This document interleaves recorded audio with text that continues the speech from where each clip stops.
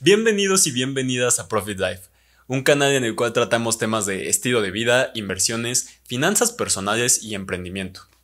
El día de hoy les traemos una masterclass que impartimos a una asociación de finanzas del Tecnológico de Monterrey, en el cual hablamos de los 5 indicadores macroeconómicos que para nosotros son muy importantes conocer si invertimos en los mercados financieros, sobre todo en el mercado de Estados Unidos. ¿Por qué es importante? Porque si nosotros tenemos en cuenta qué indicadores nos pueden dar indicios de cómo se mueve la economía americana, esto significa que nosotros podemos tanto anticiparnos a los movimientos generales que pueden llegar a tener la bolsa y así obtener grandes rendimientos o disminuir posibles pérdidas. Entonces, sin más, comenzamos con la masterclass.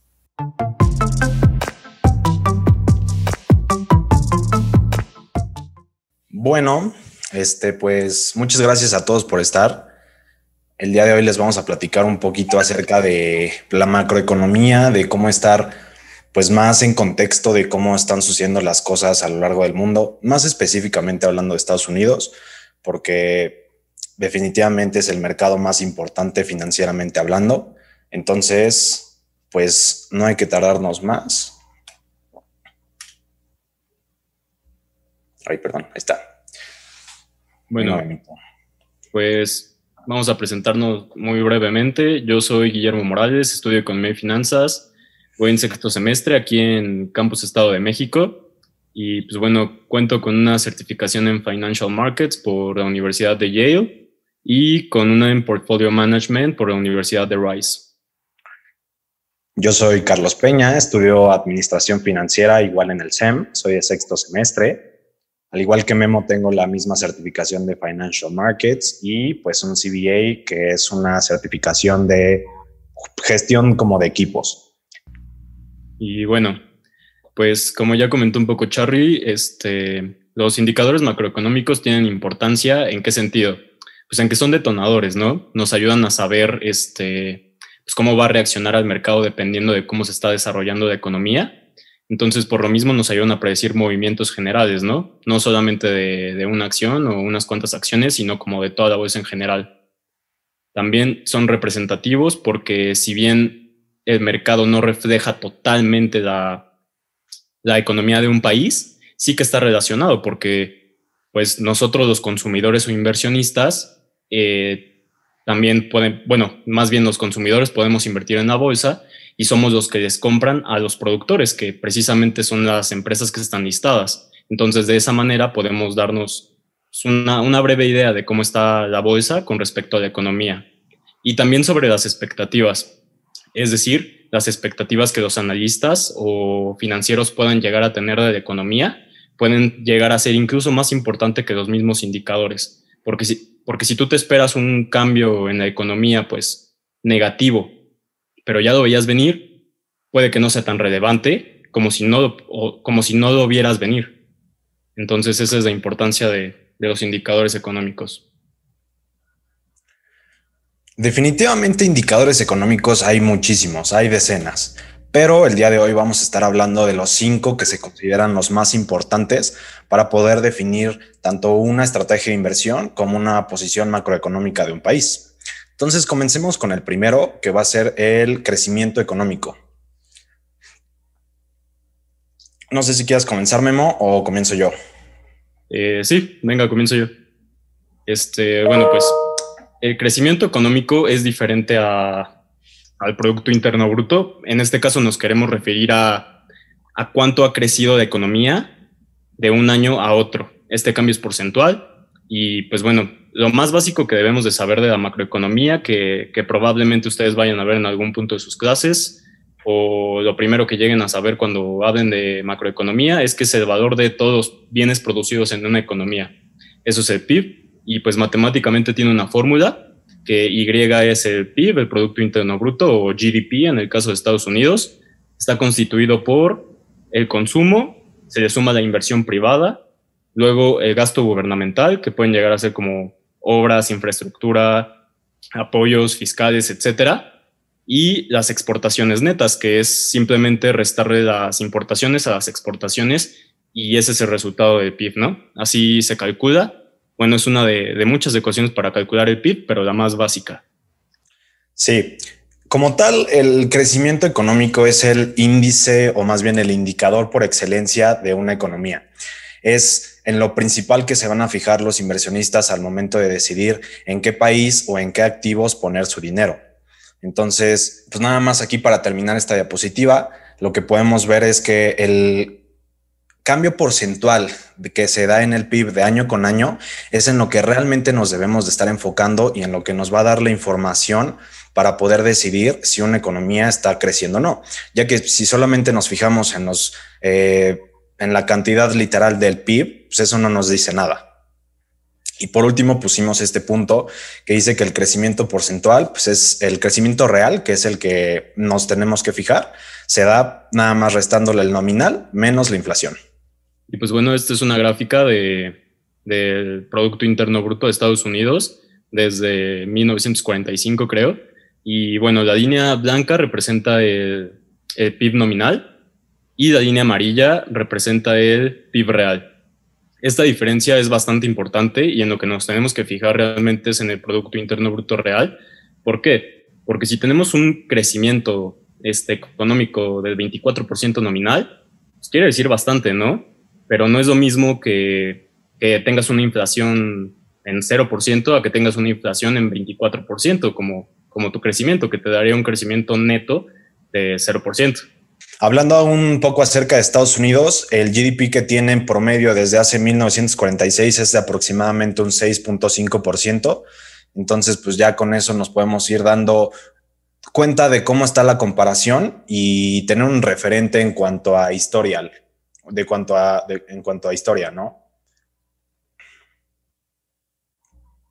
El siguiente punto es la inflación, que seguramente todos los que están aquí, a pesar de, como nos lo dijo Ro, no sé si vayan literal comenzando o apenas están aprendiendo algo más como para mejorar sus inversiones, esto es de base, ¿no? O sea, para cualquier persona, cualquier ciudadano tiene que estar enterado de esto, que es la inflación, que es el alza generalizada de los precios, que obviamente va a erosionar nuestro poder adquisitivo.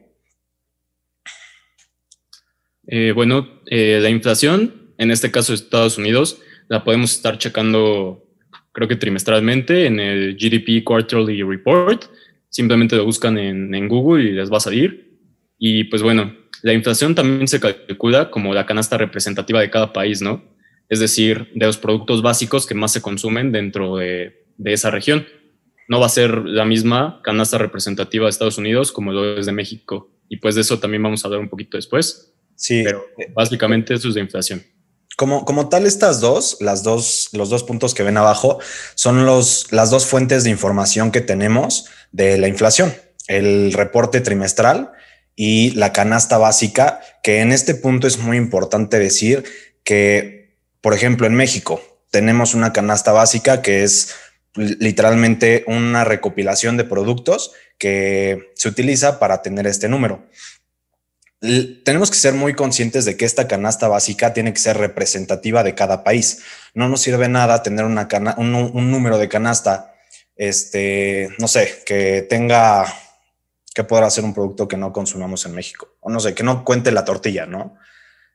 Realmente no va a ser representativa. ¿Por qué? Porque los hábitos de consumo de los mexicanos contiene mucho la tortilla y es un consumo, más bien un bien que no podemos dejar pasar. Por ejemplo, no sé, también dando otro ejemplo de la canasta básica representativa de cada país y de cómo afecta la inflación también, es que en la inflación, por ejemplo, en China, se da mucho en la comida, ¿no? O sea, estamos hablando de que el 30% de la inflación en China se da a través del incremento de precios en la comida, mientras que en Estados Unidos es solo un 15%. Entonces, estas diferencias son muy importantes al momento de medir una economía con otra. En esta parte en la gráfica lo que estamos viendo es el dato del PIB año con año, el nominal y el real. Aquí lo que estamos viendo es la resta que estábamos platicando una diapositiva pasada, ¿no? Unas dos, que es la resta entre estos dos números. Entonces, lo que estamos viendo subrayado o iluminado en amarillo es la inflación. Entonces, sí es un dato muy importante a tener en cuenta al momento de poder dar un criterio acerca de cómo está una economía, porque no de nada nos va a servir hacerle caso al nominal cuando la inflación, no sé, está en un punto de como 1980, que la amplitud es muchísima, ¿no? Entonces el real termina siendo un número muy por debajo de lo que te podrías llegar a pensar. Y nada más para complementarte ahí, Charly, pues eso, o sea, la inflación es algo que debemos de tener en cuenta siempre en todas nuestras inversiones, ¿no? No es lo mismo pues, tener un rendimiento de 12% neto que nominal. Entonces, pues eso es algo que también nosotros debemos de pensar, de hecho, para tomar decisiones de inversión. Ahorita también me acordé de algo que se me estaba olvidando. Si ustedes son inversionistas en activos de renta fija, como lo pueden ser CETES, la inflación es lo que más le tienen que dar importancia. ¿Por qué? Porque es lo que literalmente va a erosionar el valor de los bonos. O sea, si ustedes están invirtiendo en CETES y CETES ahorita está dando un 4%, literalmente su ganancia es el rendimiento de CETES menos la inflación, ¿no? Entonces, por ejemplo, en Estados Unidos, no sé si estuvieron al tanto de estas semanas pasadas, pero cuando se incrementó muchísimo la tasa de rendimiento de los bonos de 10 años, ¿qué hubiera pasado si la inflación, o más bien, esto también tuvo una correlación directa por el miedo a la inflación, ¿no? Entonces, estos dos números y estos dos como por un lado, un activo de inversión y este indicador, siempre van a estar juntos. Ahora sí que siempre se llevan el uno con el otro. Según yo, ahorita invertir en CETES te deja, o sea, prácticamente lo mismo que la inflación, ¿no? Sí, precisamente. O sea, de hecho hubo un punto, creo que hace 2 semanas, en las que incluso perdías tu dinero. O sea, le tenías que descontar inflación y le tenías que descontar el ISR, que es el impuesto sobre la renta, y quedabas en negativo. Y después ya lo incrementaron, ¿no? Nada más para quedar tablas. O sea, lo incrementaron lo necesario para quedar tablas, exacto. Sí, o sea, ahí lo único que logramos es salvarnos de la inflación, que sigamos manteniéndonos con la misma capacidad de compra, pero pues no estamos obteniendo nada.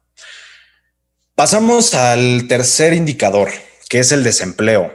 Este indicador es uno de los más políticos de todos, que por lo menos en México pues es un indicador que se presta a malas prácticas, pero hablando de Estados Unidos, este indicador es muy importante porque los consumidores hacen hasta 2/3 partes de la economía de Estados Unidos. Entonces el gasto de estos consumidores está totalmente relacionado con los salarios. ¿Y de dónde vienen los salarios? Pues del empleo, ¿no? Entonces esto es igualmente muy, muy, muy importante para la economía de Estados Unidos. Y aquí pusimos que el crecimiento depende del consumo. Esto igual es lo mismo, ¿no? Si en caso de que se incrementara el desempleo, pues ¿qué es lo que va a pasar? Que las personas se van a ver forzadas a apretarse los cinturones cuando no tienen trabajo.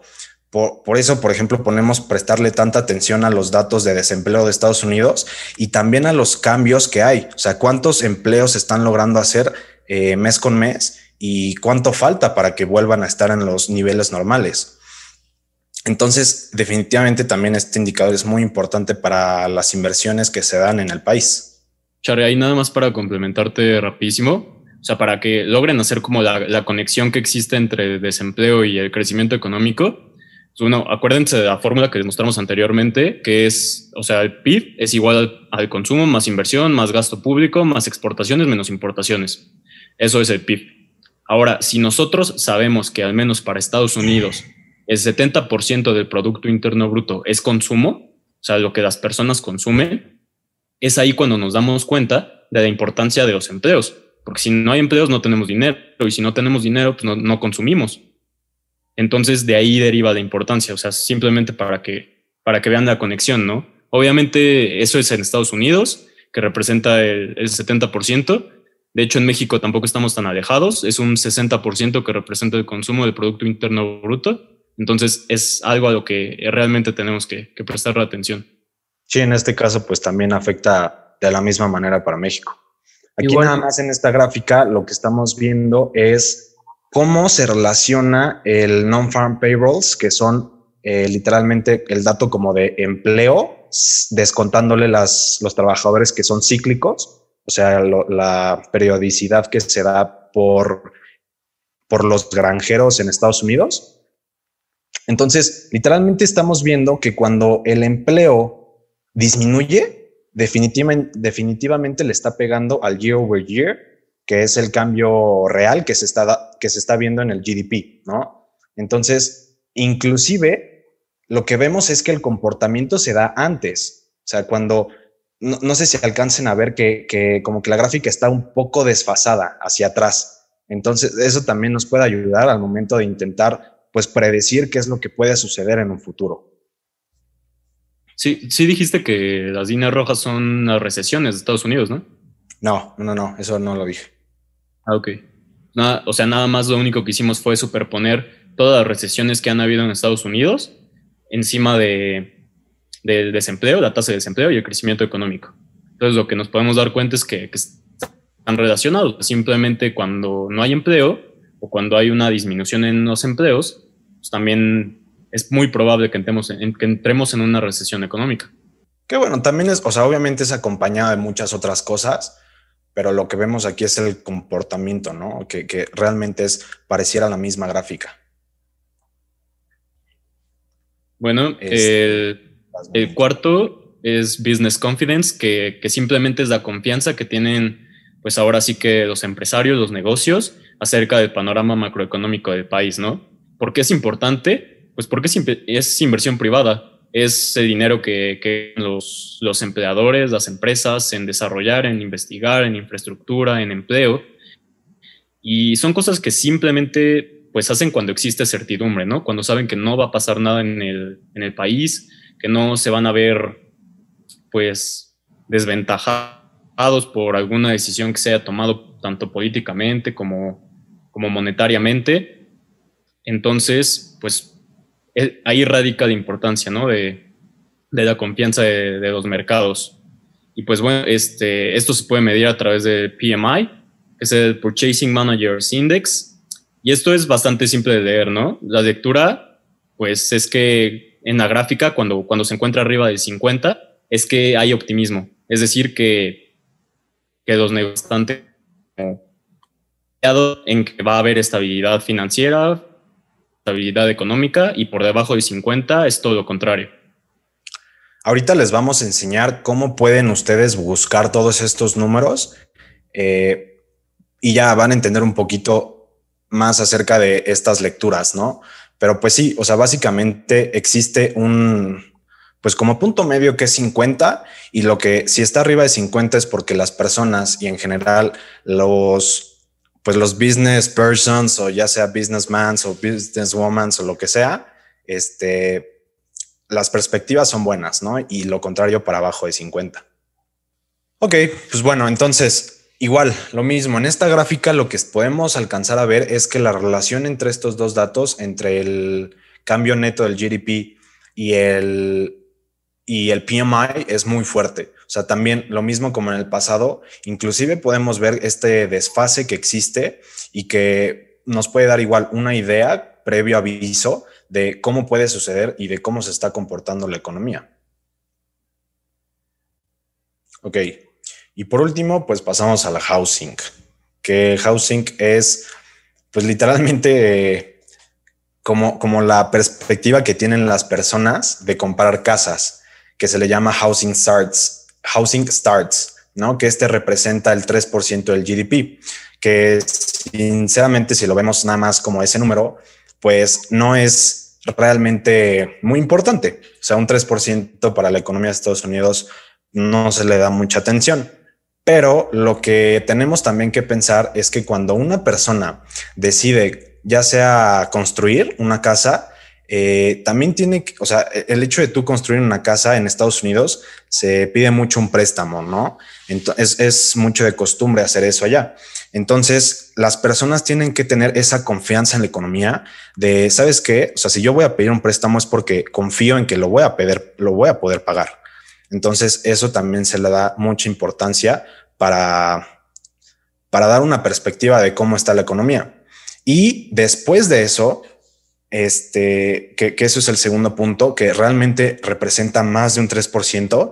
Esto es porque después de lo que implica construir una casa, ahora tienes que comprar todo lo que le vas a meter a la casa, ¿no? O sea, desde cocina, muebles, televisión, adornos, no sé, todo lo que involucra tener tu casa. Entonces eso lo constituye en un número mucho mayor que solo un 3%.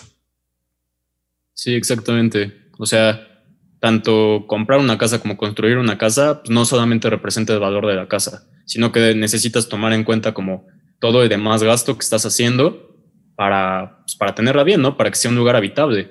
Como dice Charry, o sea, desde remodelaciones, tecnología, hornos, no sé, estufas, ¿no? Todo eso entra dentro del gasto que se está haciendo, que están haciendo los consumidores, ¿no? Los pequeños consumidores, y a fin de cuentas es consumo. Entonces no sabemos a cuánto asciende, a más del 3%, pero sí que es más del 3%. Y ahorita, como lo van a ver en la gráfica, pues hay una relación directa. Sí, o sea, también aquí lo que estamos viendo pues es una relación entre igual el cambio real del GDP y los housing starts. Aquí pues lo que más podemos observar es, o más bien lo que, como el dato que nos da es la salud de la economía en Estados Unidos. Eso es como el dato que podemos sacar más fácil de la parte de housing. Aquí nada más en esta diapositiva les queríamos platicar que los mercados son altamente predictivos y con esto es más bien que los mercados intentan saber qué va a pasar en un futuro.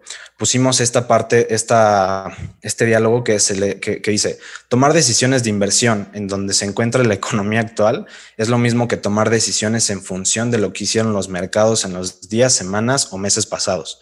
Entonces, lo que nos dice esto es que nos tenemos que enfocar en qué es lo que va a suceder en el futuro para nuestras inversiones del día de hoy. Pues seguimos. Entonces, nada más en esta parte les queremos platicar del S&P, qué es lo que implica.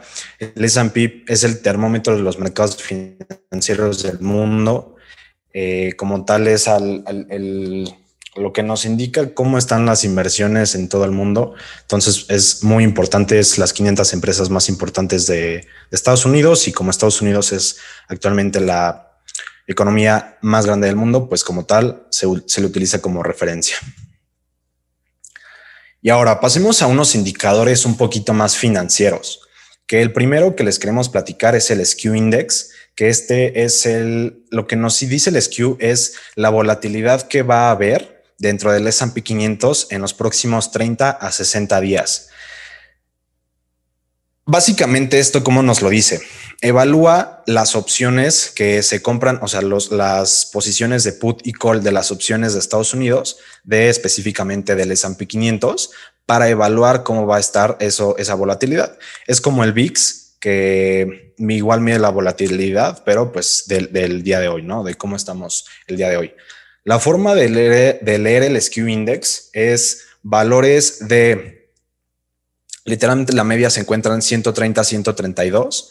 Valores de 110 a 130 podemos tener una entrada al mercado. Como tal, una entrada me refiero a comprar un activo, una acción. Y en 140 existe una probable corrección. Cuando estamos en valores de 145 hay un 95% de cambio de tendencia. Entonces, por ejemplo, ya ahí podemos tomar consideraciones de a dónde meter nuestro dinero. En esta parte vamos a ver cómo está una gráfica del Skew como tal, y pues es lo mismo que les decía hace rato, ¿no? De 110 a 132, pues digamos está en los valores, no, o sea, bueno, de 110 a 130 está en buenos valores, de 130 a 132 está en la media, y pues de ahí para arriba hay una alta probabilidad de que pueda haber una corrección. Esta gráfica fue tomada hace como una semana, y pues vemos que ha estado en valores con alta volatilidad, y definitivamente lo vimos cuando en esta semana y un poquito de la pasada, pues los mercados se corrigieron bastante fuerte. Ahorita está en 139, 161. ¿Cómo? ¿En cuánto? 139.61. No, pues todavía está alto. O sea, entonces sí, también todavía no salimos, pero bueno. Bueno, el otro indicador del cual nos vamos a apoyar ahorita es el Buffett Indicator. No sé si ya hayan escuchado hablar de él, pero pues es bastante básico. Es para medir la sobrevaloración del mercado. Es que tan inflado está un activo en comparación de su valor fundamental, que se podría calcular ya sea derivado de sus estados financieros o de las razones financieras. Pues es simplemente dividir el market cap, la capitalización de mercado, sobre el último reporte trimestral del Producto Interno Bruto de Estados Unidos. El market cap, pues nada más se obtiene multiplicando el precio de las acciones por el total de las acciones de un activo en particular y pues se divide dentro del PIB, que como ya lo mencionamos, lo podemos sacar del GDP Quarterly Report, ¿no? Del último. Tomamos siempre el más reciente. Y pues bueno, esta es la gráfica histórica del Buffett Indicator. Como podemos ver, ha estado bastante elevado en las últimas 2 burbujas financieras que tuvimos, tanto en la .com, que fue en los años 2000, como en la crisis del 2008, en la burbuja inmobiliaria. En ambos casos estuvo bastante elevado y pues podemos ver que después se tuvo una corrección. Y pues ahorita, en este momento en particular, se encuentra demasiado alto, ¿no? O sea, en un punto histórico donde nunca antes había estado.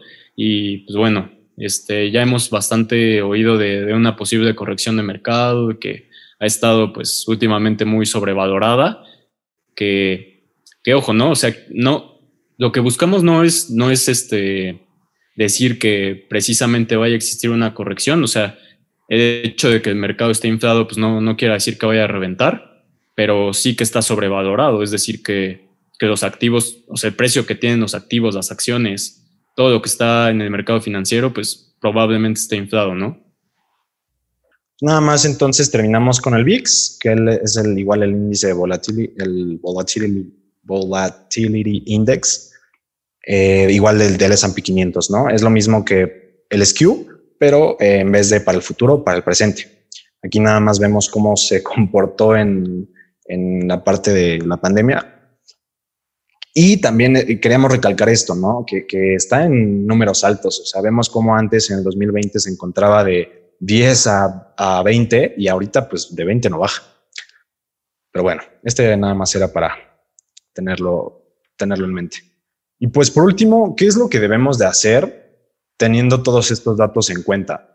Aquí lo quisimos dividir en 2 partes y eso dependiendo de su forma de invertir. De que obviamente depende si somos corto o largoplacistas. Entonces, pues vamos a empezar con la parte corta.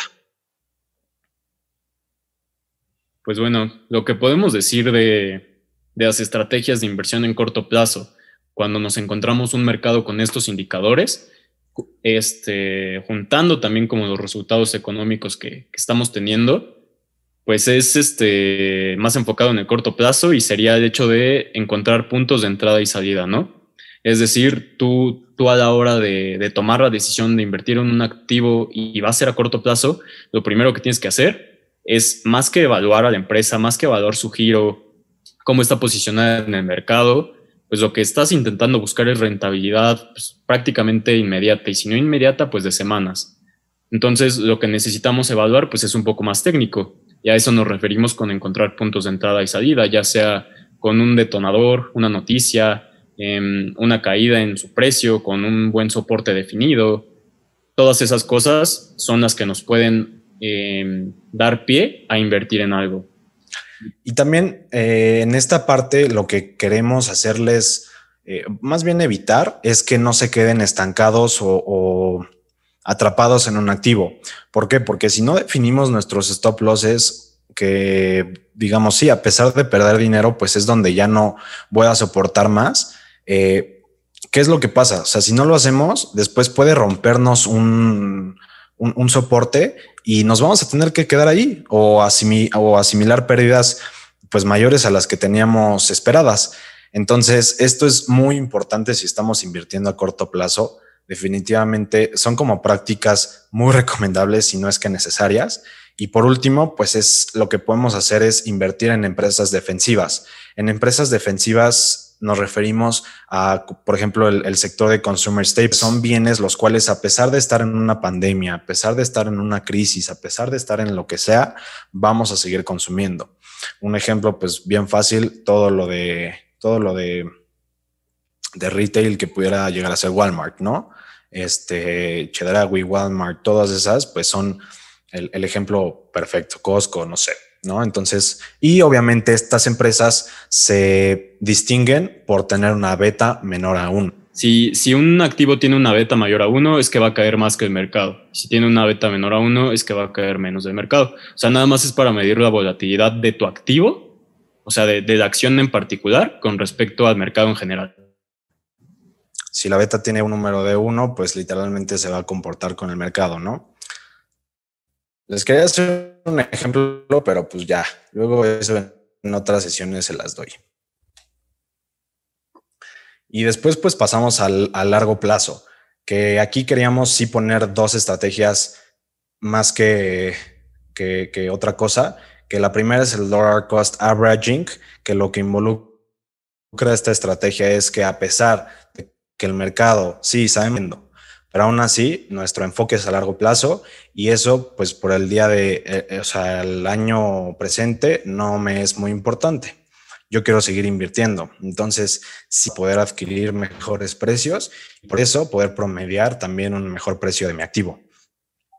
Y la segunda estrategia es la de Ray Dalio, que se le llama All Weather. ¿Esto por qué? Porque se le conoce como la estrategia de las 4 estaciones, porque no importa en qué estación del año estés, esta estrategia te puede traer rendimiento.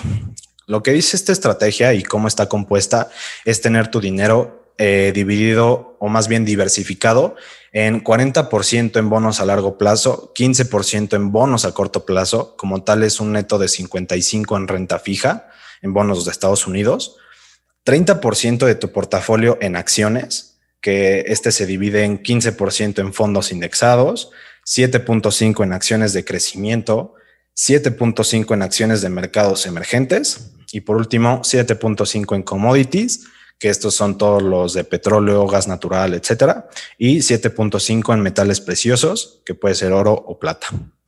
El objetivo de esta estrategia, pues básicamente es contar con liquidez para aprovechar oportunidades, protegernos contra la depreciación del dólar, por eso es que tanto porcentaje está en renta fija, y obviamente que no nos importe en qué parte de la economía ni en qué parte del año estemos, nosotros vamos a poder sacar un rendimiento del mercado.